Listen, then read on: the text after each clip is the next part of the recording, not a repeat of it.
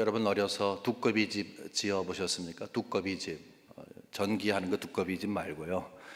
모래에다가 한 손에 손을 쓱 넣고 이제 다른 손으로 이렇게 도둑이면서 노래를 하죠.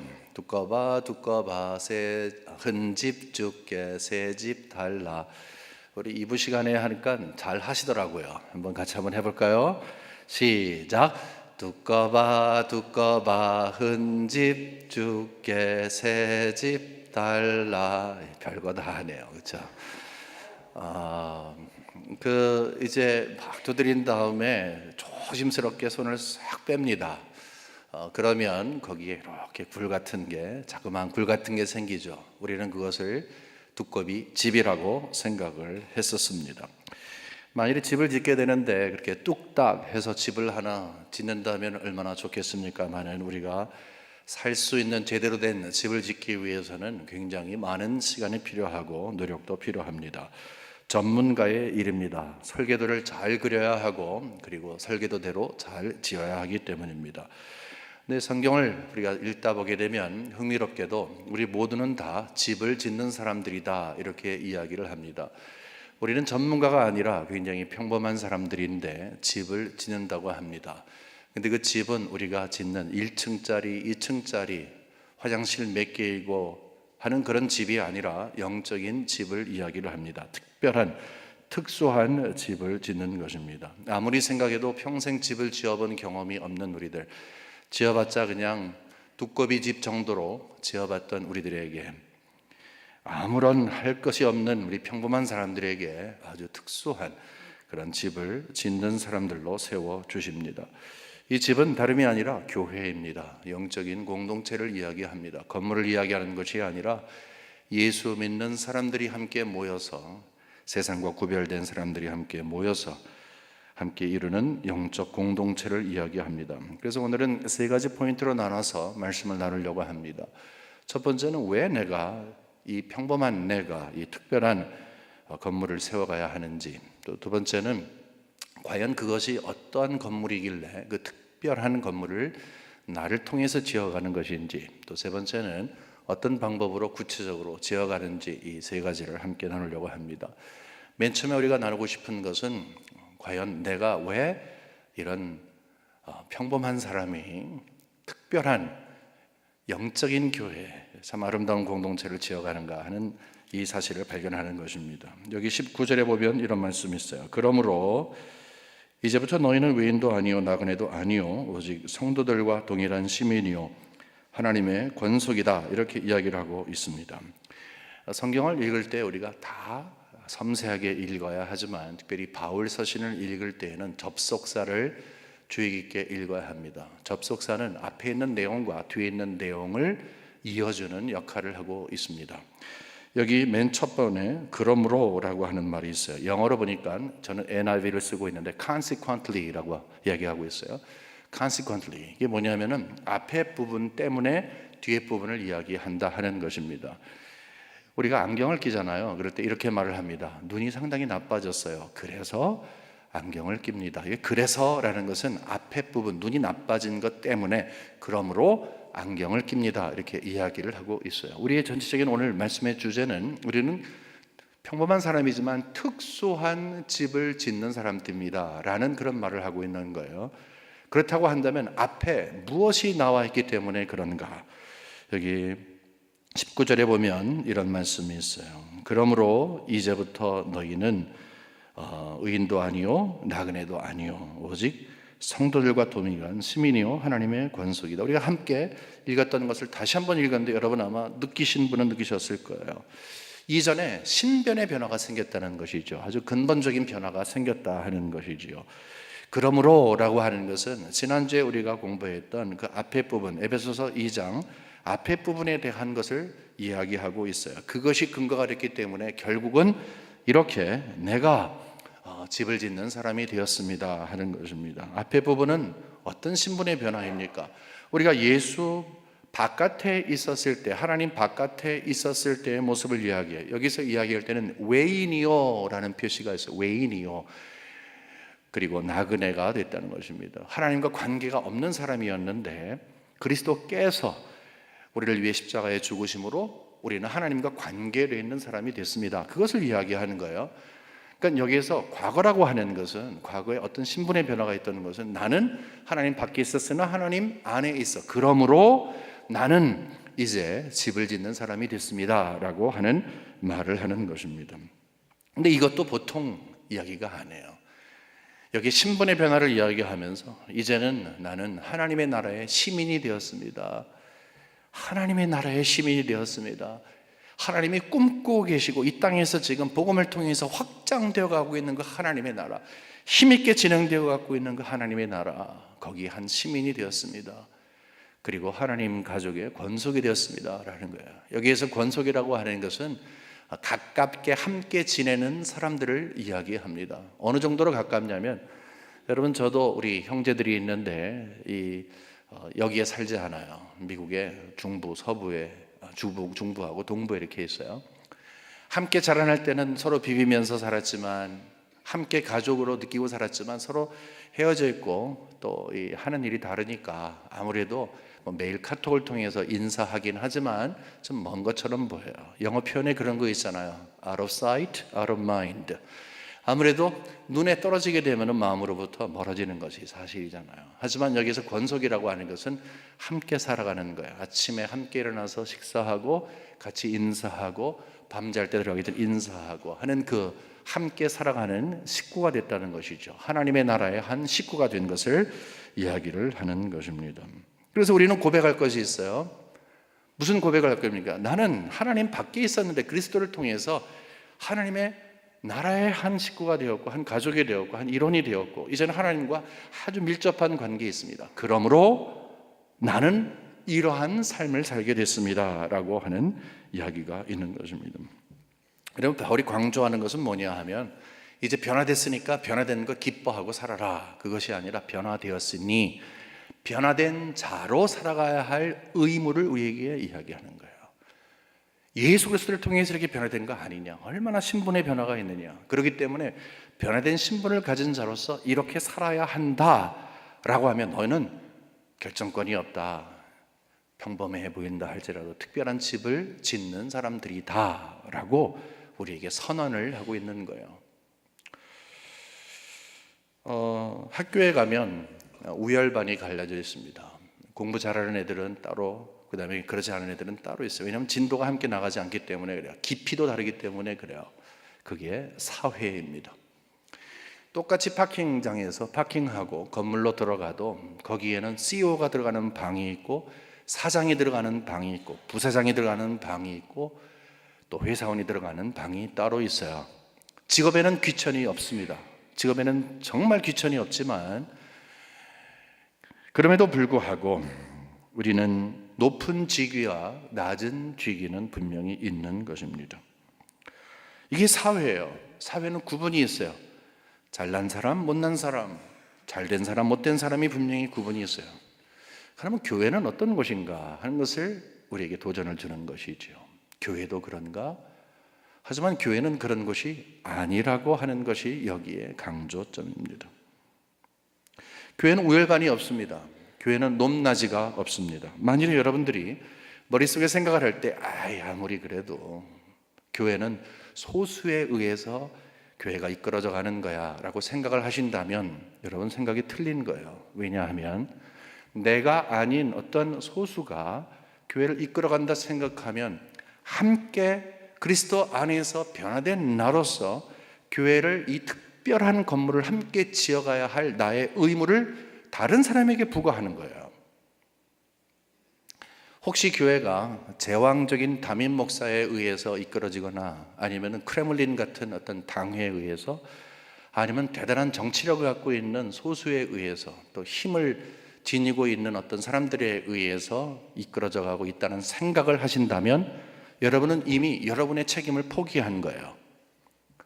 또는 거기에 카테고리 안에 들어가서 내가 모든 사람들이 아니라 내가 또 우리가 교회를 이끌어 간다라고 생각을 한다면 성경이 이야기하고 있는 우리 모두가 다 함께 교회를 만들어 가야 하고 지어져 가야 하는 그 책임을 너무 과중하게 본인이 거룩한 부담으로 갖고 있던지 아니면 잘못된 교회 형식으로 지금 이끌고 가고 있는 것입니다. 교회는 특정한 사람이나 특정한 부류가 힘을 발휘하는 것이 아닙니다. 애써 나가야 합니다. 성도가 함께 교회를 만들어갈 때 진정한 교회다운 교회가 되는 것이기 때문에 그렇습니다. 그것이 교회에게 주신 사명인 것입니다. 제가 결혼을 하고 난 다음에 변하는 것이 있었어요. 저는 막내입니다. 3남매 중에 막내이고 제 아내는 5남매 중에 맏딸이에요. 그러니까 저는 언니랑 사는 거예요. 때로는 어머니하고 살고 있어요. 좀 나름 불편하더라고요, 처음에는요. 그런데 불편한 뿐만이 아니라 이제 시간이 지나가면서 이제 이런 변화가 있더라고요. 이제 처가의 일이 제 일이 되는 거예요, 자연스럽게. 왜냐면 가족이니까. 또 맏딸이니까 또 사위가 해야 할 것이 있잖아요. 그것이 부담이 좀 되기도 했습니다만은 이것이 가족의 일이구나라고 해서 제 시야가 조금 넓혀질 수 있었습니다. 교회는 하나님의 것이고 하나님이 세우신 것이고 예수 그리스도를 머리로 하시고 몸은 예수 그리스도라고 분명히 이야기를 했어요. 교회는 하나님의 것입니다. 근데 하나님과 여러분의 관계가 뭐예요? 가족의 관계라고 하는 거예요. 아버지의 일이에요. 교회의 일은 아버지의 일이에요. 가족의 일이에요. 근데 또 여러분은 하나님 가족 안에서 형제되고 자매됐다고 했잖아요. 그러니까 우리의 일이라고 하는 거예요. 그러니까 이거 가족의 일이에요. 관심을 두지 않을 수가 없는 일이에요. 교회의 일은 나의 일이라고 하는 거예요. 이전에는 하나님과 상관이 없을 때는 아무런 느낌조차 없었지만 그리스도 때문에 내가 변화가 된 다음에 그러므로 이제 나에게 주어진 이 특권은 특권과 함께 의무로 다가온다는 것이죠. 내가 왜 이 교회를 세워갑니까? 나는 평범한 사람인데 왜 특수한 이 집을 세워갑니까? 내가 가족의 일이기 때문에 그렇다. 이것은 내가 할 일이다. 피하지 마라. 이렇게 볼 수가 있는 것입니다. 그러면 두 번째 우리가 볼 수 있는 것은 이 교회가 또는 이 영적인 이 공동체가 또는 이 특별한 집이 어떤 것이기 때문에 그런가 봅니다. 그 다음 절 20절에서는요 우리가 좀 건축하고 상관이 있는 그런 단어 2가지가 나옵니다. 20절 너희는 사도들과 선지자들의 터 위에 세우심을 입은 자라. 터라고 하는 게 나왔습니다. 그리스도 예수께서 친히 모퉁이 돌이 되셨느니라 이렇게 이야기를 하고 있어요. 여기 터라고 하는 거 그리고 모퉁이 돌 이것이 건축하고 연관이 있습니다. 터라고 하는 것은 땅이죠. 여러분 맨 처음에 땅을 봅니다. 어디에다가 집을 지을까? 건물이 들어갈 곳을 당연히 먼저 선정을 하죠. 만일에 집은 이만큼 짓는데 땅이 이만큼이면 안 되잖아요.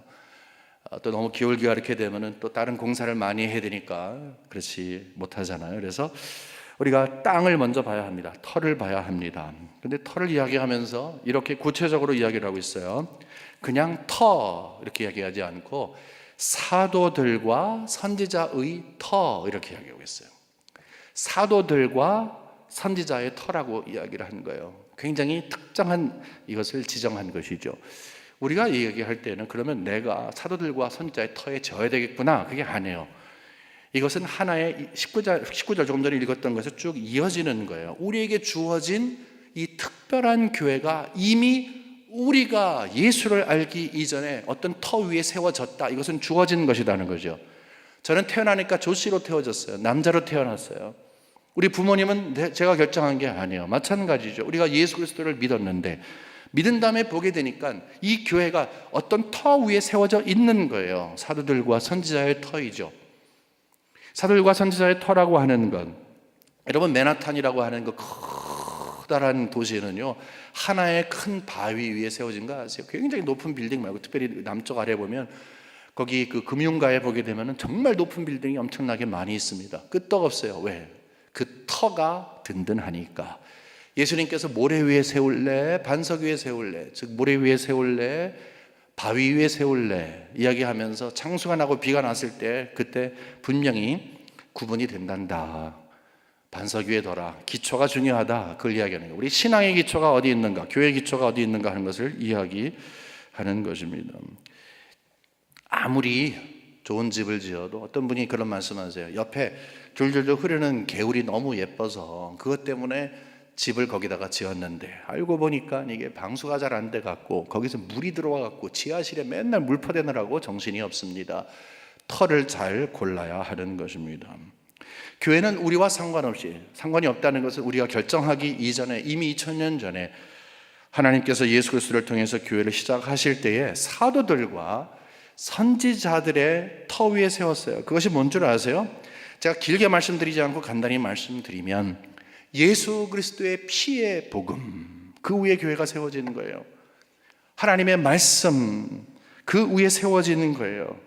사도들, 선지자라고 했을 때 그들의 역할 가운데 이것 외에 무엇이 있겠습니까? 십자가의 복음, 예수 그리스도의 죽으심과 다시 부활하신 그 복음 위에 교회가 세워져 있고 선지자들이 하나님의 말씀을 전하는 것처럼 하나님의 말씀의 기초가 되었다, 이것을 이야기하는 것입니다. 혹시 지금도 여러분 생각 속에 교회는 이렇게 돼야 된다, 이런 기초다 생각을 하실 때 이것이 조금 거치장스러울 수가 있습니다. 이것도 끼는 게 맞아, 이것도 포함시키는 게 맞아. 아니요. 기초는 하나밖에 없어요.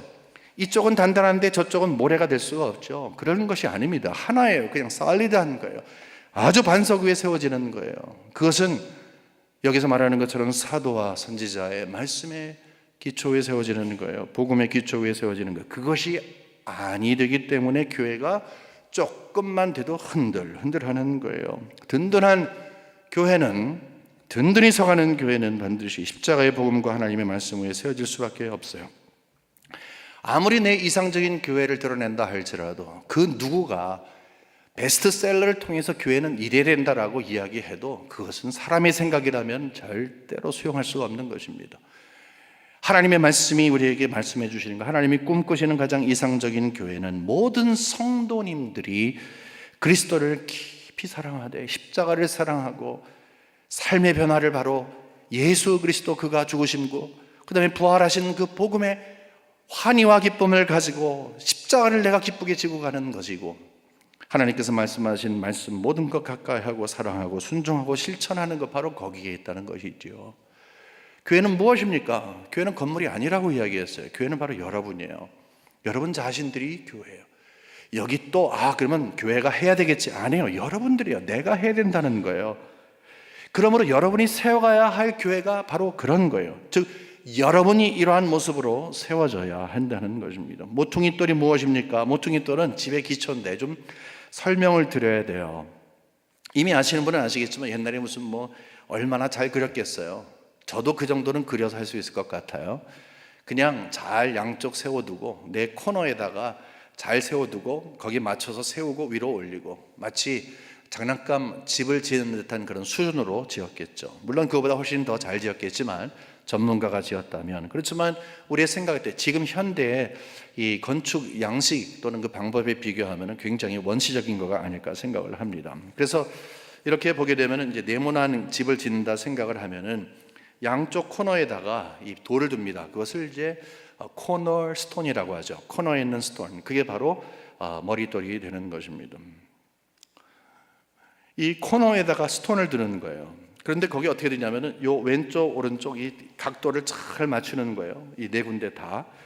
그러면은 그것이 앞으로 90도라면은 앞으로 쭉 이렇게 나가는 것이고, 만일에 45도면 45도에서 삼각형을 짓도록 그렇게 되겠죠. 그래서 이 집을 짓는 게 오각형이면 오각형 짓는 대로 각을 정하고, 사각형, 삼각형, 아니면 팔각형, 그런 식으로 해서 각을 정해서 양쪽 코너에다가 모퉁이돌을 둡니다. 모퉁이돌을 두면 그 다음에 모퉁이돌 옆에다가 하나씩 쌓아가는 거예요. 돌을 깨든지 벽돌을 만들든지, 그래서 하나하나 쌓아갑니다. 그리고 그 위에다가 하나하나 쌓아갑니다. 모퉁이돌 하게 되면 중심되는 단어가 있어야 되는데 그것은 기준이에요. 기준이 된다는 것이죠. 우리가 조회를 쓸 때 기준 하게 되면 기준에 쫙 맞춰갖고서 눈치껏 해야 되는 것처럼, 틀리지 않으려면 반드시 거기에 한 줄로 서야 되는 것처럼, 모든 것을 재는 것은 모퉁이돌이 기준이 되는 것입니다. 근데 예수 그리스도가 모퉁이돌이 됐다는 거예요. 그러니까 교회가 무엇에 기준할 것인가? 여러분, 우리는 나름대로 기준을 두고 있는 것들이 많이 있습니다. 특별히 전통이 많을수록 많은 기준들이 있습니다. 하지만 예수 그리스도께서 우리에게 말씀하시는 것은 이거예요. 내가 기준이다. 예수가 기준이다. 예수가 기준이라는 것은 또 다른 하나의 법을 이야기하는 게 아닙니다. 여기서는 예수님과의 관계를 이야기하는 것입니다. 모퉁이돌 옆에 다섯 번째 돌임에도 불구하고 모퉁이돌하고 연관이 있어요. 왜냐하면 거기에 맞춰서 가니까. 저기 제일 끝에 있는 것도 모퉁이돌하고 연관이 있어요. 모든 돌은 연관이 있어요. 저기 꼭대기에 있는 돌도 하나의 작은 돌이지만 그것은 모퉁이돌하고 연관이 있어요. 왜? 예수 그리스도가 모퉁이돌이 되시니까. 거기에서 뭘 힌트를 얻어요? 저기 예수 그리스도가 멀리 있어 보이는 성도도 예수님과 직접적인 연관이 있다는 것입니다. 신앙은 예수님과의 관계를 이야기하는 거예요. 바로 그거예요. 만일 우리가 예수님과의 관계를 갖지 못하고 한다면, 그 벽돌은 자칫 잘못하면 그 건물을 기형적으로 만드는 것이 되게 합니다. 모퉁이돌이 무엇인가 의식하지 않고 돌 하나를 딱 박아놨어요. 벽돌 하나를 박아놨어요. 틀려요, 그게. 근데 그 틀린 것 다음에 계속되는 건 뭐예요? 이게 이상하게 삐뚤어지는 거예요. 무엇으로부터 시작이 됐지? 뒤에 가보니까 아이 돌 하나가 삐뚤어져 있는 거예요.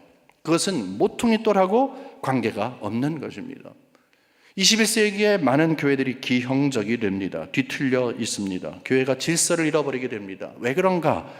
영적인 눈으로 가만히 보게 되면 어느 순간 뒤틀어져 있는 벽돌 하나가 있는 거예요. 그리고 그것이 옳은 것이라 생각해서 거기에 맞춰서 각도를 맞추고 열심히 지어갔어요. 뒤에 보게 되니까 네모를 지어야 되는데 세모가 지어지게 되고, 가만히 보게 되니까 우리가 굉장히 기형적인 모습이 될 수 있는 거예요. 결국 교회 질서라고 하는 것은 예수 그리스도를 머릿돌로 하고 있는, 예수 그리스도를 나의 신앙의 중심으로 하고 있는 신앙을 지니고 있느냐, 그러지 아니하냐 하는 성도님들의 영적인 상태, 영적인 실력으로 결정이 된다 하는 것입니다. 베드로전서 2장 7절에 보면 이런 말씀이 있어요. 그러므로 믿는 너희에게는 보배이나 예수 그리스도야. 예수 그리스도는 우리 보배잖아요. 믿지 아니하는 자에게는, 믿지 않는 사람에게는 예수가 어떤 존재인가? 건축자들이 버린 그 돌이 모퉁이의 머릿돌이 되고, 그 말은 뭐냐 하면요, 건축자들은 반드시 이 모퉁이돌을 잘 선정을 해야 되는데 예수 그리스도가 모퉁이돌인데 그거를 버렸다는 거예요. 여기서 이야기하는 것은 먼저 유대인들을 이야기하겠죠.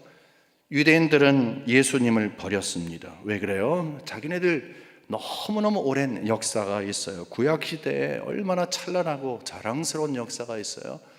근데 예수 그리스도가 다시 모퉁이돌이 되니까 지금까지 지어준 각도, 모습을 다 버려야 되는 거예요. 예수님이 오신 것은 사실은 그런 새로운 교회를 출발하기 위해서 온 것 아니겠습니까? 다스리기라는 그런 의미가 아니라 새로운 의미를 부여야 되는 거 아닙니까? 그러기 위해서 모퉁이돌을 예수로 삼아야 되는데 예수를 버릴 수밖에 없어요. 그것을 여기서 이야기하고 있는 것입니다. 예수가 기초가 되지 아니하는 영적 공동체는 이름만 영적 공동체이지 그 영적이라고 할 때 과연 그것이 하나님과 관계에 있느냐 하는 의문을 갖게 하는 것입니다. 유대인들이 예수님을 버린 것과 마찬가지로, 그래서 현저히 십자가의 글을 못 박은 것과 마찬가지로 이 시대를 살아가고 있는 우리들도 예수 그리스도를 그 기초로 하지 아니한다면, 예수 그리스도를 기초로 하고 그와 관계된 건강한 신앙을 갖고 있지 않다면 이미 예수 그리스도를 그 기초되는 모퉁이돌로 버린 것입니다. 성가신 것이죠. 내가 지금까지 살아온 패턴이 있고, 내가 생각하는 신앙관이 있고, 종교관이 있고, 내가 지금까지 섬겨온 모든 것이 있는데 어느 날 갑작스럽게 예수 그리스도가 머릿돌이 된다, 모퉁이돌이 된다 이야기하니까 그거 갈아야 되잖아요. 내가 지금까지 살았던 아성이 있는데, 지금까지 내가 배워왔고 지금까지 실천했던 그런 모든 것들이 있는데 다 무너뜨리고 새롭게 세운다? 어떻게 아까워서 그렇게 해야 돼요? 할 수 없어요, 그거요. 그 모습을 바라보면서 본인은 의롭다 생각할지 모르겠지만 교회 머리 대신 우리 주님께서는 한없이 안타까워 하시는 것입니다. 예수님이 교회의 머리가 되는 거예요. 그것이 우리가 지어야 할 집인 것입니다. 지금까지 우리는 두 가지 말씀을 나눴습니다. 왜 내가 이 특별하지도 못한 평범한 내가 이 특별한 집을 지어야 되는가? 변화됐기 때문에 그렇다. 우리 가족의 일이기 때문에, 하나님 아버지의 일이기 때문에 그렇다. 나에게 책임감이 주어졌기 때문에 그렇다. 어떤 교회로? 말씀과 복음으로 기초가 되고 그를 언제든지 의지하는 그런 영적 공동체로 함께 세워가야 한다. 이것이 우리가 함께 받는 의무인 것입니다. 그러면 마지막으로 어떻게 그것을 세우냐 하는 거예요. 여러분 정신 차려 함께 들으시면 좋겠습니다. 우리가 다 알고 있는 이야기일지도 모르겠지만 정리를 해서 드리도록 하겠습니다. 여기 21절과 22절에 보면 이런 말씀이 있어요. 그 안에서, 예수 안에서 건물마다 서로 연결하여 주 안에서 성전이 되어가고, 이 말은 뭐냐 하면은, 여러분들 너무 길게 이렇게 너무 깊게 배우지 마시고 이 건물마다 연결된다는 것은 벽돌을 생각하시면 됩니다. 벽돌 하나가 있고 다음 하나가 있는데 내가 벽돌 하나예요. 내가 벽돌 하나이면 다른 형제가 또 벽돌이고 또 다른 자매가 벽돌이고, 그래서 쭉 이렇게 되어서 영적인 공동체 교회가 세워지는데, 그리스도 안에서 세워진다는 것은 예수 그리스도가 모퉁이 돌이 되어서 기준이 되어서 세워져 가고 있다. 그 말을 계속적으로 앞절과 연결돼서 이야기하고 있는 거예요.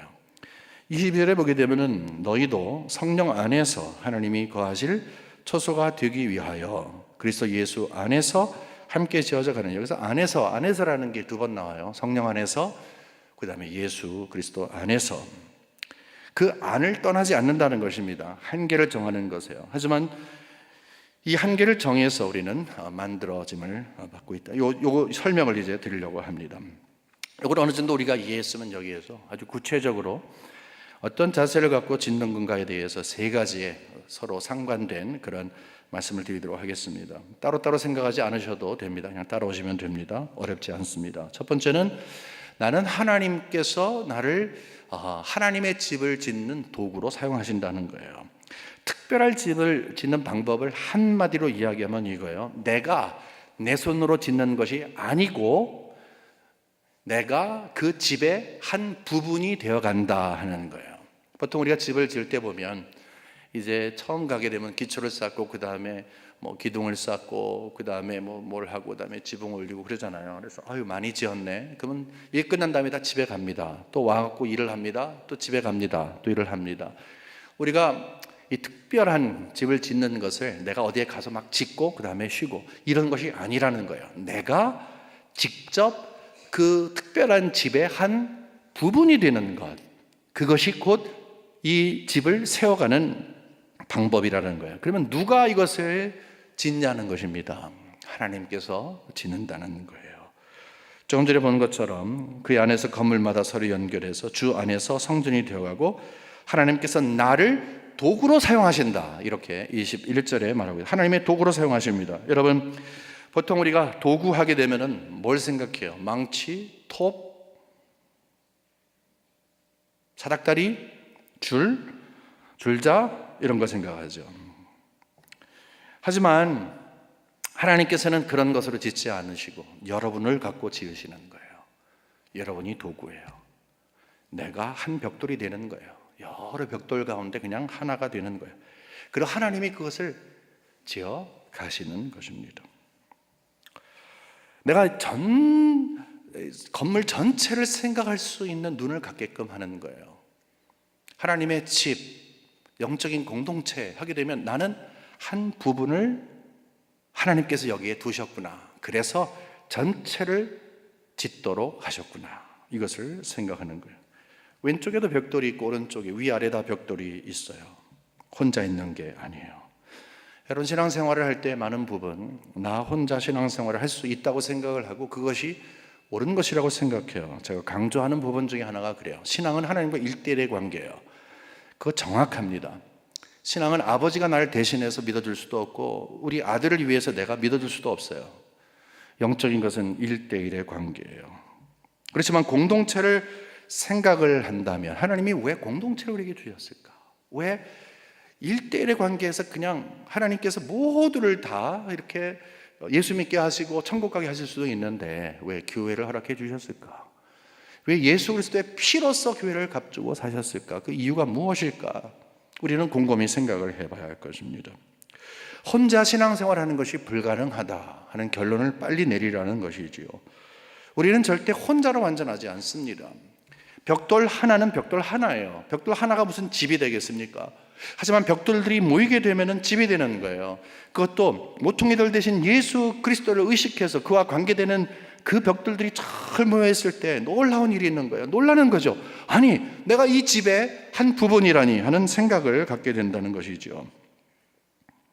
그래서 우리들에게 교회 공동체를 허락해 주신 것입니다. 서로가 도움을 주고 받는 거예요. 영적으로 이끌어주는 관계예요. 저는 이 말씀을 준비하면서 한 주일 동안 묵상하는 가운데 좀 마음의 부담감을 크게 가진 거가 있어요. 그것은 뭐냐 하면 우리는 여기에서 예배 드리는 예배는 공동체가 함께 모여서, 물론 우리가 1, 2, 3부로 드리지만 함께 드려서 예배를 하는 거예요. 하지만 정말로 중요한 것은 여러분, 제가 생각을 하기에 소그룹이라고 생각을 합니다. 구역이에요. 근데 구역에 어떤 그런 그 시스템이 있습니다. 구역의 시스템으로 있을 때 과연 거기에 구역에 속한 성도님들이 리더를 통하여서 이끌림을 받고 있는가, 함께 삶을 나눌 수 있는 그런 분위기 속에 있는가, 그것을 추구했는가, 이것을 깊이 생각을 했어요. 목회적으로 이 시스템이 있기 때문에 어쩔 수 없는 부분도 있지만 앞으로 이것은 정말 목회의 가장 중요한 것으로 삼아야 되겠구나. 특별히 각 구역의 리더의 훈련을 엄청나게 잘 해야 되겠구나. 리더는 작은 목사와 같고 목자와 같은 것인데 라고 하면서 참 마음이 굉장히 불탔던 그런 모습이 있습니다. 공감하실 분이 많을 것이라 생각을 합니다. 자칫 교회에서 어떤 일이 있을 때 우리는 쉽게 생각하는 것이 있어요. 누구 책임이야? 누가 그랬어? 이렇게 얘기를 합니다. 특별히 한국 상황도 그렇고 정치적인 상황도 그렇고 그러한 환경 속에서 있기 때문에 근원을 찾아가는 그것이 우리의 생각의 대부분입니다. 하지만 우리가 신앙적으로 그것을 보게 되면은 나는 하나의 집을 이루고 있는 하나의 그냥 벽돌이에요. 근데 옆에 있는 벽돌이 예를 들어서 거기에 곰팡이가 슬었어요. 곰팡이가 슬어갖고 지금 허들레하고 있어요. 뭐예요? 우리 주위에는, 여러분의 주위에는 부족한 사람들이 많다는 거예요. 정말 부족한 사람들이 많다는 거예요. 실수를 많이 하는 사람들이 많다는 거예요. 신앙적으로 연약한 사람들이 많다는 거예요. 그거밖에 몰라, 그것도 몰라, 답답해할 수 있는 사람들이 많다는 거예요. 하지만 이 사람들이 하나님이 세우신 이 특별한 집을 함께 세워가는 사람들이라는 생각을 하면 뭔가 생각이 달라지는 것이지요. 하나님이 집을 지어 가실 때에 거기에 나같이 똑똑하고 대단하고 잘 되고 훈련이 무지무지하게 잘 된 사람도 있을지 몰라도 그러지 못한 사람도 있다는 거예요. 그러나 함께 이 집이 지어져 가고 있는 거예요. 나를 하나님이 도구로 사용하신다 하는 것은 내가 생각을 하는 나와 같은 똑같은 사람을 지는 것이 아니라 그러지 못하기 때문에 그 사람들을 위해서 내가 존재하는 거죠. 부족한 사람들, 도움이 필요한 사람들, 실수를 많이 하는 사람들, 그 사람들을 세워가는 것이 이 집을 함께 세워가는 것이죠. 제가 어렸을 때 시골에서 자란 얘기하면 가끔 웃으시는데 저 정말 시골에서 고생하며 자랐습니다. 이 밤이 되면요 아래 막 아궁이를 떼기 때문에 막 발은 불이 나요. 막 이불이 막 타기도, 요가 막 타기도 하잖아요. 근데 아침에 일어나 보면은 저 위에 오강도 얼어 있고 또 어떤 동치미 국물도 얼어 있어요. 우풍이 세기 때문에 그래요. 무슨 말인지 모르시는 분들은 축복받으신 분들입니다. 예. 그런데 이 바깥하고 이 방을 사이를 두고 있는 것은 이중 창문 그런 거 아니에요. 그 창문지를 이렇게 쭉 바르는 거예요. 여러분 아시죠 그거? 그래서 이제 낮이 되면 밖에 뭐가 있나 문 열고 봐야 되는데 이렇게 딱 해갖고 이렇게 구멍을 이렇게 뚫어요. 이러고 봐서 이제 바깥에 있는 거 구경을 하다가 이 밤에 돼갖고서 말입니다. 그 잊어먹었어요. 거기다가 뭘 하든지 해야 되는데 글쎄 바늘 구멍에 황소들이 들어와서 황소 바람을 부는데 이 손가락에 뚫었으면 이거는 황소 떼바람이 들어오는 거죠. 춥긴 추운데 왜 추운지를 모르고 추운 거예요. 그냥 추운 거라고 생각을 하는 거예요. 코가 반짝 얼고 막 그래서 아침에 깨었어요. 그런데 거기에 구멍이 있어요. 여러분, 그럴 때 우리는 뭐라고 이야기합니까? 만일에 여러분이 거기에 있는 그 창틀에 있는 창호지가 아니라 문이고 아니면 천장이고 했으면, 야, 어떻게 그럴 수 있어? 이렇게 말할 수가 없는 거죠. 어떤 수술 써서라도 그거를 막아야죠. 함께 추운 거니까 그거를 이야기하고 있는 거예요. 그게 내 할 일이라는 거예요.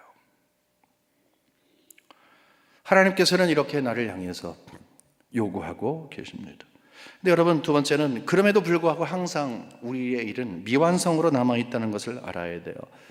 여러분, 주부들 집에서 열심히 해갖고서 거의 완벽하게 청소를 했어요. 며칠 갑니까? 하루 안 가요. 애들 한번 쑥 지나가면은 이거는 다시 이거 좀 말이 안 되는 일이죠. 물론 저 같은 사람이 한번 지나가도 제 아내가 굉장히 속상해하지만 이 치우는 것은 한계가 없는 것입니다. 교회도 항상 미완성으로 남아있어요. 교회를 세우기 위해서 내가 열심히 했어요. 그래도 교회는 미완성으로 남아있어요. 완전하지 않습니다. 21절에 우리가 아까 함께 읽을 때 되어 가고, 22절에도 지어져 가고 그랬어요. 그러면 being built, 이게 누군가가 지어지는데 완벽하진 않는다는 것이죠. 완전하게 지어지는 것은 이 지상에 없다는 것입니다. 지상에 있는 교회가 완전하지 않다. 하나님께서 이것을 왜 이 지상의 교회를 저렇게 내버려 두실까라는 생각을 해요. 하나님의 계획이 아닌가 생각을 해요. 만일에 우리가 지상의 교회를 완벽하게 만들 수 있는 근거를 주시고 능력을 주셨다면 우리는 바벨탑 엄청나게 쌓을 거예요. 하나님 의존하지 않는다는 것이죠. 항상 미완성으로 남아있다는 것은 단순히 말장난이 아니라 하나님께 의지를 하는데 끝까지 의지해야 된다는 것입니다. 교회에 대해서 실망하는 경우가 많이 있죠. 많은 분들이 말하기를 교회 가니까 끼리끼리다, 저기 가니까 위선자들이 쌓여져 있다, 너무 배타적이다, 그 사람이 있기 때문에 교회 가기 싫다, 이렇게 이야기를 하고 있습니다.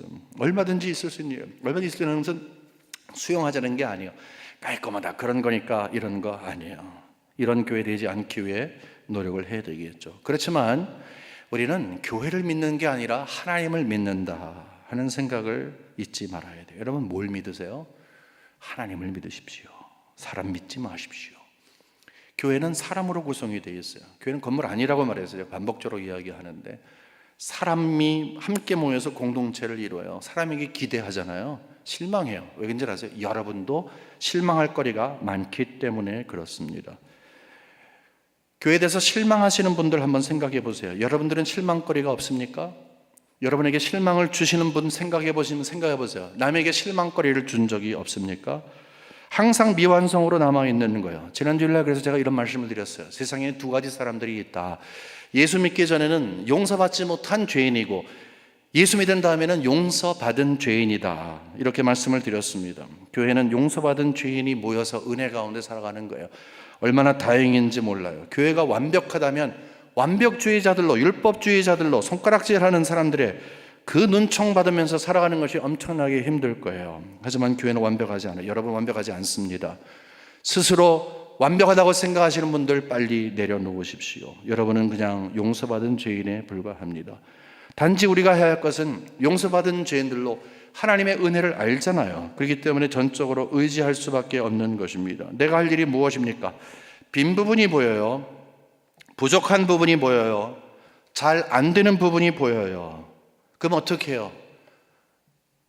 팔짱 딱 끼고 이게 뭐야? 저게 뭐야? 아이고, 이거는 뭐야? 목소리를 내는 분들이 있더라고요. 철없는 분이죠. 하지만 그렇게 한다는 게 아니에요. 미완성으로 남아있는 이것을 내가 평범한 사람이지만 이 놀라운 특별한 교회를 세워가도록 한 거예요. 은혜를 알잖아요. 하나님 은혜를. 빈 부분이 보이면 내가 채우는 거예요. 부족한 부분이 보이면 역시 내가 최선을 다해서 그 몫을 하는 거예요. 잘 안 되는 부분이 보이면 그것을 위해서 무릎을 꿇는 거예요. 투자하고 희생하는 거예요. 그것이 보이기 시작하면 하나님의 은혜예요. 남들은 보지 못하는데 나는 보여. 그러면 손가락질하고 거기에 송곳으로 내가 돌변하는 것이 아니라 덮는 거예요. 내가 할 일이구나. 내가 발벗어서 해야 할 일이구나. 이것이 특별한 건물을 세워가는 방법인 것입니다. 교회는 항상 미완성으로 남아있어요. 하지만 세 번째로 궁극적으로 우리가 그럼에도 불구하고 미완성인 우리를 통해서 하나님이 세우고자 하시는 목적이 있어요. 교회가 왜 존재합니까? 여러분, 오늘 가장 중요한 것이 바로 이거예요. 교회가 왜 존재합니까? 교회 존재 목적이 무엇입니까? 여러분, 왜 교회가 필요합니까? 무엇이라고 생각하십니까? 뭐라고 말씀하십니까? 다시 한번 우리 22절을 보도록 하겠습니다. 우리 한번 함께 읽었으면 좋겠어요. 큰 소리를 읽었으면 좋겠습니다. 시작. 너희도 성령 안에서 하나님이 거하실 처소가 되기 위하여 그리스도 예수 안에서 함께 지어져 가느니라. 여기 너무 자명하죠? 지금 평범한 사람들을 통해서 특별한 영적인 공동체 교회를 세워가면서 교회의 존재 목적을 이야기하고 있어요. 하나님이 거하실 처소를 짓기 위해서라고 합니다. 성령 안에서 예수 안에서 지어져 가야 하는 이유가 바로 그것입니다. 왜냐하면 교회의 디자인이 바로 그분들에게 있기 때문에 그렇습니다. 성령 하나님, 성부 하나님, 성자 하나님, 삼위 하나님께 있는 것입니다. 교회를 위해서 열심히 노력하십니까? 하십시오. 하지만 여러분의 열심이 혹시나 하나님의 마음과 부딪힌다고 생각한다면 중단하십시오. 아무리 인간적인 노력을 해도 인간적인 노력이 하나님이 거하시는 그 전을 만드는 목적과 다르다면 여러분은 하나님의 이 엄중한 선언에 반기를 드는 것입니다. 하나님이 거하시는 전이 무엇입니까? 이 시대는 어떤 교회를 만들고 있습니까? 내 집을 내가 살기 위해 만드는 그런 이 멘탈을 갖고 있는 것입니다. 여러분 생각을 해보세요. 교회를 통해서 여러분이 무엇을 얻으려고 하십니까? 나는 교회를 통해서 이런 교회를 통해서 내가 이렇게 얻으려고 한다. 여러분 그 틀린 거 아니에요. 절대 틀린 거 아니에요. 그런 기대감을 가지십시오. 하지만 그것이 교회 존재 목적이 아니에요. 여러분이 필요한 것을 드리기 위해서 교회가 존재하는 것이 아니라는 거예요. 교회는 하나님을 모시기 위해서 있는 거예요. 그것이 교회의 존재 목적인 것입니다. 교회를 통해서 한번 우리 교회 이름을 한번 내보도록 하겠다. 그것도 존재 목적이 될 수 있습니까? 아닙니다. 그것은 바벨탑을 크게 쌓는 일입니다. 하나님께서 내려오셔서 금방 흐트러 놓으실 대상이 되는 것입니다. 교회의 존재 목적은 오직 하나밖에 없습니다. 하나님이 계시는 처하실 처소가 되는 것입니다. 성령을 의지하라, 예수를 의지하라 하는 거 여러분 그냥 지나가면 안 돼요. 요즘에 여러분 수요일 날 우리가 함께 모여서 하나님의 말씀을 받으면서 얼마나 뜨거운 마음을 갖는지 몰라요. 수요일 날 나오시는 분들께 너무 감사합니다. 함께 모여서 우리가 기도할 때 특별히 우리가 사도행전 2장을 보면서 오랫동안 지금 보고 있는데 함께 기도할 때 그렇게 기도하잖아요. 제가 이렇게 부탁을 했어요. 여러분 식사 기도하실 때도 성령 충만을 위해서 기도하십시오. 제자들의 모습이 제자와 같지 않았어요. 예수님이 승천하실 때까지. 하지만 성령이 딱 임한 다음에 그들이 변했어요. 그 다음에 일을 했어요. 자, 주의 일을 하기 위해서 달려들었지만 안 됐어요. 성령 충만할 때에 그들이 변화가 되고 그 다음에 주님께서 맡긴 일을 했어요. 주께서 맡긴 일을 한다고 하지만 성령 충만도 없이 근본적인 변화도 없이 이야기하니까 일하려고 하니까 그 일하면서 좌충우돌 하는 거예요. 일하는 게 그렇게 뭐가 이렇게 중요하다고. 근본적으로 성령 충만을 받고 그 사람이 변하면 자연스럽게 하나님의 일을 하게 되는데, 그러므로 우리는 성령 충만을 한 것은 하나님께서 우리 교회의 존재 목적을 우리에게 알려주시는 거예요. 여러분 교회 출발할 때 성령이 임했기 때문에 교회 출발 이게 아니에요. 그때만 있는 게 아니라 지금도 성령께서 교회를 이끌고 나가세요. 그러므로 성령 안에서 지어져 가라, 예수 그리스도 안에서 지어져 가라, 이렇게 이야기를 하고 있는 거예요. 교회는 좀 더 관심을 받기 원하는 사람들이 있습니다. 좀 더 자신을 드러내기를 원하는 사람들이 있습니다. 내 신앙, 내 경험, 이것이 굉장히 중요한 사람들이 있습니다. 교만한 사람들이죠. 교회는 분명히 한 공동체로 위아래가 없다고 얘기했는데 스스로 그것을 나도 모르게 포기하는 사람들이 있습니다. 교회를 통해서 무언가 자기의 꿈을 펼쳐내려고 하는 사람들이 있어요. 성령 충만하고 예수가 충만되어서 복음 충만하여서 자연스럽게 변해서 삶으로 변해서 주의 일을 하는 것이 아니라 앞에 두 개의 과정은 완전히 무시하고 주의 일을 하는 것이 마치 대단한 사람이 된 것처럼 착각하는 사람들이 있기 때문에 그렇습니다. 하나님은 그렇게 교회를 짓지 않습니다. 우리 모두 다 하나님께서 거하시는 처소를 짓기 때문에 그렇습니다. 교회의 존재 목적이 분명합니다. 하나님이 거하시는 처소를 짓는 것입니다. 교회가 교회다워야 되는 것이 무엇인가에 대해서 책들 엄청나게 많이 써요. 저도 교회에 대한 관심 많이 있고 또 교회사를 가르치는 사람이기 때문에 책을 샀다가 쭉 보다가 버리는 때가 많이 있어요. 왜냐하면 성경이 이야기하고 있는 이것을 놓치고 다른 방법을 통해서 교회가 교회다운 것이라 이야기해요. 절대 그렇지 않습니다. 하나밖에 없어요. 디자인하고 계시고 지금도 이끌고 가시는 우리 하나님께서 우리에게 주신 방법이 유일한 방법이 되어야 합니다. 여러분과 저는 왜 여기 있는 줄 아세요? 한 사람 한 사람들이 성령에 충만해서 우리가 변화가 되어서 자연스럽게 우리가 무슨 일을 해야 할지를 알아야 돼요. 그때 함께 우리의 목소리와 우리의 생각을 내는 게 아니지, 하나님께 영광을 돌려야 할 우리인데 자칫 잘못하면 그 영광을 우리가 뺏어올 수가 있어요. 여러분, 하나님의 임재는 하나님의 영광이에요. 하나님과 깊은 교제예요. 하나님께 영광 돌리는 건 뭐라 그랬습니까? 인간적인 영광을 포기하는 거예요. 힘들어요. 대단한 거 드러내는 거 포기하는 거예요. 우리는 이거 포기하는 거예요. 그게 하나님이 거하시는 영적인 처소를 우리가 함께 만들어가는 거예요. 어렵다고요? 아니에요. 성령 충만하고 복음 충만하고 우리가 그래서 근본적으로 변화되면 자연스럽게 세계를 변화시켰던 그 12사도와 함께 있었던 그들의 행로와 마찬가지로 우리가 왜 교회가 존재하는지, 내가 왜 존재하는지, 왜 나를 변화시켜 주셨는지, 내가 왜 하나님 당신을 의지하고 성령을 의지하고 말씀 중심해야 하는지, 그냥 입버릇처럼 교과서적으로 이야기하는 것이 아니라 실존적으로 그 길밖에 나는 살 길이 없습니다. 그 길밖에 우리가 살 길이 없습니다.